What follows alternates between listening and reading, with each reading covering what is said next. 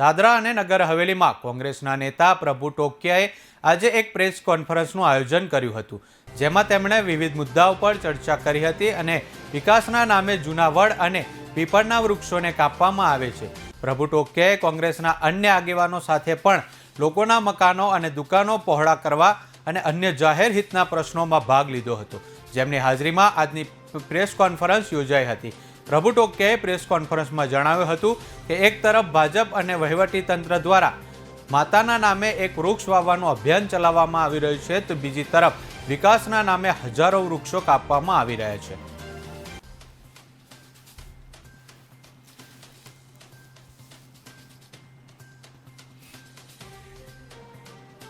આજે press conference કરવાનો purpose એ હતો કે જે વર્તમાનમાં દાદરાનગરમાં વિકાસના નામ પર જે પોલીસ સ્ટેશનથી લઈને આજે ઝંડાચોક વિસ્તારમાં જે બધું મંદિર જે હનુમાન મંદિર છે, પછી જે કરીબ 100 વર્ષ જૂનું ને આપણું જે પીપળાનું જે ઝાડ છે અને અનેક આવા ઝાડો એ તોડી રહ્યા છે. સાથે જ ઝંડાચોક વિસ્તારમાં જે અમુક જૂની સ્કૂલ અને અમુક જૂની હોસ્ટેલ હતી એ રાતોરાત તોડી પાડવામાં આવી છે.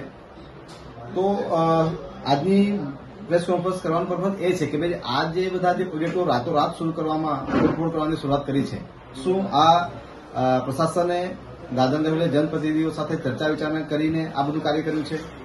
આ મારો એક સવાલ છે. બીજો સવાલ એ પણ છે કે ભાઈ અમુક સમય પહેલા જ દાદરા હવેલીમાં ભાજપ અને પ્રશાસને મળીને એક પેડ માં કે નામનું અભિયાન ચલાવ્યું. તો હમણાં જે વર્તમાનમાં જે હજારો સેંકડો ઝાડો તોડી રહ્યા છે, તો એને શું કહીશું આપણે?